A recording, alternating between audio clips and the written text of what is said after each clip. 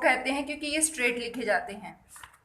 जो ये कर्व वाले कॉन्सोनेंट है, इस चैप्टर में हमने 8 कॉन्सोनेंट सीखे और यहाँ पर अब हम यहाँ पर 2 वॉवल सीखेंगे जो कि है ओ और यू।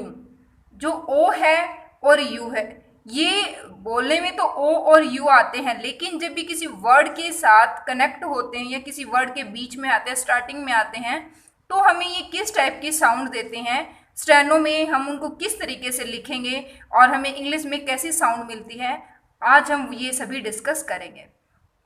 तो सबसे पहले तो जो ये फर्स्ट यहाँ पर ए और बी है, ये वर्ड्स है, आपने इनकी प्रैक्टिस कर ली होगी क्योंकि यहाँ पर इन वर्ड्स में जो ये वाले हमारे कॉन्सोनेंट 8 कॉन्सोनेंट थे सेकंड चैप्टर के, इनके साथ जो हमने लास्ट टाइम वोवल सीखे थे उनके साथ इन वर्ड्स को बनाया गया है। आज हम सीखेंगे वोवल, 2 वोवल सीखेंगे यहाँ पर जो कि है ओ और यू।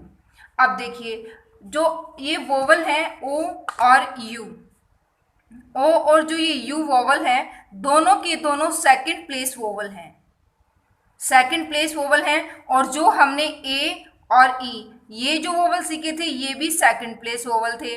सेकंड प्लेस आपको क्लियर हो गया होगा कि सेकंड प्लेस क्या होता है। सेकंड प्लेस वोवल जब भी हम पढ़ेंगे, जब भी सेकंड प्लेस वोवल का हम डिस्कशन करेंगे, तभी हमें वो स्टॉक को या उस वर्ड को हमें ऑन द लाइन बनाना है।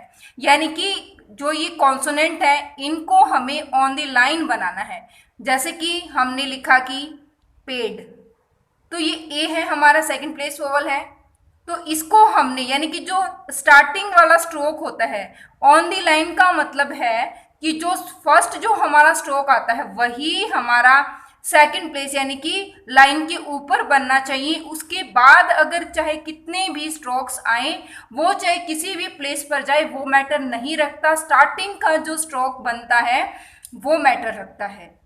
अब हम डिस्कस करते हैं वोवल्स। जो फर्स्ट है हमारा ओ, इससे हमें, ये हमारा सेकंड प्लेस वोवल है, इसके लिए हमें डैश का यूज करना है, डैश। और ओ के लिए हमें डार्क डैश का यूज करना है, ओ के लिए हमें डार्क डैश का यूज करना है और यू के लिए हमें लाइट डैश का यूज करना है।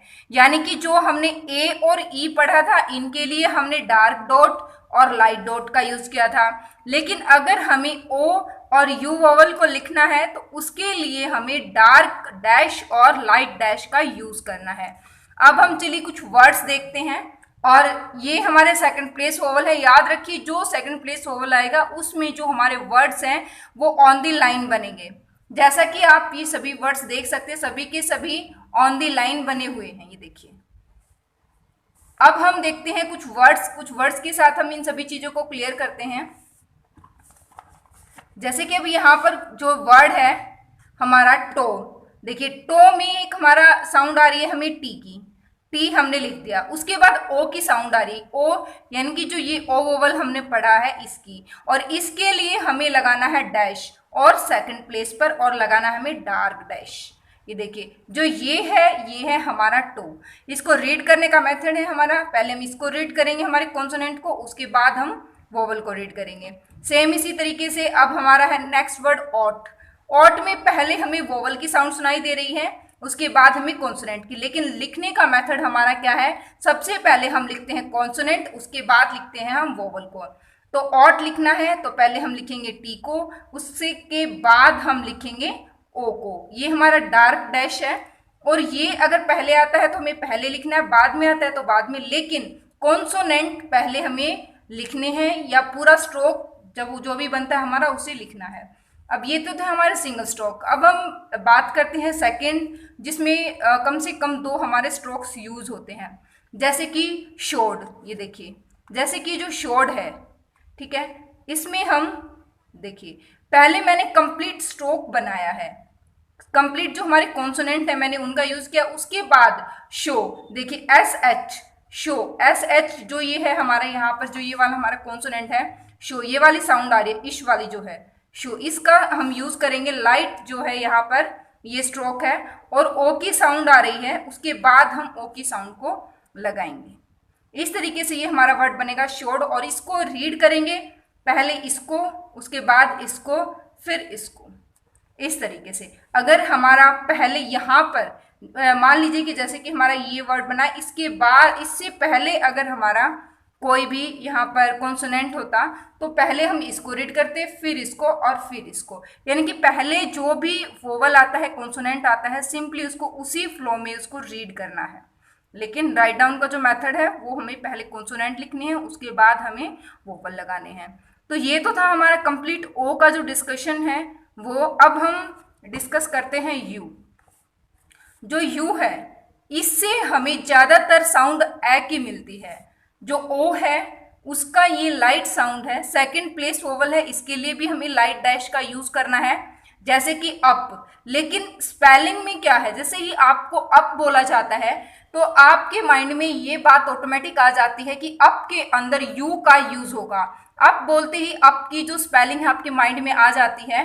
तो अप लिखने के लिए हमें क्या करना है कि पी और डैश, पहले वोवल हम नहीं लगा सकते क्योंकि लिखने का जो मेथड है पहले कॉन्सोनेंट है उसके बाद वोवल। बहुत ही मोस्ट इंपॉर्टेंट चीज़ है, इसीलिए मैं आपको बार बार रिपीट करके ये चीज़ बता रही हूँ कि किस तरीके से आपको लिखना है, क्योंकि बहुत से बच्चे इस चीज़ में मिस्टेक करते हैं, पहले वो वोवल को लगाते हैं उसके बाद कॉन्सोनेंट को। ये बिल्कुल टोटली रॉन्ग है। तो अब जैसे कि यू है, इसके लिए हमें लाइट डैश और सेकंड प्लेस वोवल है, तो इसलिए ऑन दी लाइन इसमें वर्ड बनेंगे। अब ये तो था हमारा सिंगल स्ट्रोक का एग्जाम्पल। अब हम देखते हैं कोई डबल स्ट्रोक का एग्जाम्पल, जैसे कि टच अगर आपको लिखना है टच, ये देखिए यहाँ पर यू से हमें ए की साउंड मिल रही है, टच, ठीक है। अब इस टी के बाद हमें अ की साउंड आ रही है, तो इसलिए हमने इसके बाद इसको लगाया और फिर इसको। अब इसको रीड करना है, पहले ये फिर ये और फिर ये, टच, ठीक है।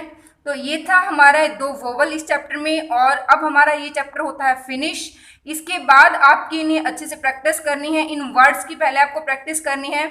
उसके बाद आपको जो ये सेकंड एक्सरसाइज है, सेकेंड एक्सरसाइज जो ये है, इसकी प्रैक्टिस करनी है अच्छे से कम 10 to 12 टाइम इसकी प्रैक्टिस करनी है।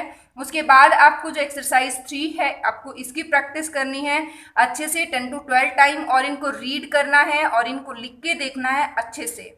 और फ्रेंड्स, वीडियो का एंड करने से पहले मैं आपसे एक डिस्कशन करना चाहूँगी कि अगर आप लोग ये क्लासेस लाइव देखना चाहते हैं या लाइव करना चाहते हैं तो आप इसके लिए मुझे ज़्यादा से ज़्यादा कमेंट करिए और मुझे बताइए कि अगर आप लाइव स्ट्रीमिंग देखना चाहते हैं या कंटिन्यू जिस तरीके से मैं आपको स्टडी करवा रही हूँ इसी तरीके से आपको कंटिन्यू स्टडी करनी है। आपकी जो भी राय है प्लीज़ आप मुझे कमेंट करके बताइए। अगर आप लाइव स्ट्रीमिंग के थ्रू पढ़ना चाहते हैं, आप लाइव अगर आ सकते हैं तो प्लीज़ आप मुझे टाइमिंग भी बता दीजिए कि किस टाइम आप लाइव स्ट्रीमिंग चाहते हैं, और या फिर आपको इसी तरीके से वीडियो चाहिए। तो प्लीज़ आप इस चीज़ का मुझे जल्दी से जल्दी इसका आंसर दीजिए ताकि नेक्स्ट जो प्रोसेस है हम उसको उस तरीके से कंटिन्यू करें। तो अब जो ये सेकंड एक्सरसाइज है मैं इसको थोड़ा सा आपको रीड करके बता देती हूँ कि किस तरीके से आपको, वैसे तो आपको इसको की में से इजीली आपको इसकी ट्रांसलेशन मिल जाएगी जो यहाँ पर इसको इसमें स्टेनो में लिख रखा है, लेकिन वहाँ पर आप इसे इंग्लिश में देख सकते हैं। उस जो हमारी की है, की के अंदर से आप देख के उसको लिखेंगे।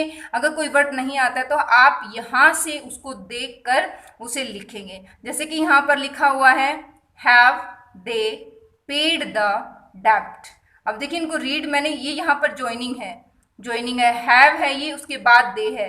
पहला जो वर्ड है, सॉरी जो पहला हमारा स्ट्रोक है वो मैटर रखता है कि कहाँ पर हमने लिख रखा है। ज्वाइनिंग के बाद कोई भी स्ट्रोक कहीं पर जा सकता है, क्योंकि देखिए दे यहाँ पर ज्वाइनिंग में इसके साथ कनेक्ट है, लेकिन अगर एक्चुअल में आप जब दे को देखेंगे तो हम उसको इस तरीके से बनाएंगे, क्योंकि ये सेकंड प्लेस वोवल है तो ऑन द लाइन बनेगा। लेकिन जब भी कभी हम किसी ज्वाइनिंग के साथ बनाएंगे, ज्वाइनिंग जैसे कि हमने इन दोनों वर्ड को जोड़ दिया है तो यहाँ पर ये नीचे चला गया, ये रॉन्ग नहीं है। ज्वाइनिंग में कोई भी स्ट्रोक कहीं पर भी जा सकता है। जैसे कि सेम यहाँ पर ये देखिए आप दे थिंक, अगर आप थिंक की बात करेंगे तो यहाँ पर देखिए आप ऑन दी लाइन है, बट यहाँ पर ये लाइन से नीचे है। डजेंट मैटर, क्योंकि जो फर्स्ट जो वर्ड है वो अगर आपका सही है तो उसके बाद आपको बाकी जो स्ट्रोक्स हैं उनसे कोई मतलब नहीं है, कोई भी स्ट्रोक कहीं पर भी जाए। सेम इसी तरीके से देखिए दे थिंक द डेब्ट वॉज पेड, सेम इसी तरीके से आपको इसे रीड करना है और इसकी अच्छे से प्रैक्टिस करनी है। प्लीज़ आप अगर कोई भी क्यूरी रहती है, कुछ भी आपकी प्रॉब्लम है, किसी भी तरीके की स्टेनो से रिलेटेड, आपको हेजिटेट नहीं होना है। आप इजीली बिना किसी टेंशन के आप इजीली पूछ सकते हैं और अपना डाउट क्लियर करिए और अच्छे से स्टेनो को सीखिए। अगर आप बिल्कुल फोकस के साथ यहाँ से सीखेंगे तो डेफिनेटली आप बहुत ही अच्छे से सीख पाएंगे और आपको किसी भी तरीके की कोचिंग की, किसी इंस्टीट्यूट की कोई भी जरूरत नहीं पड़ेगी।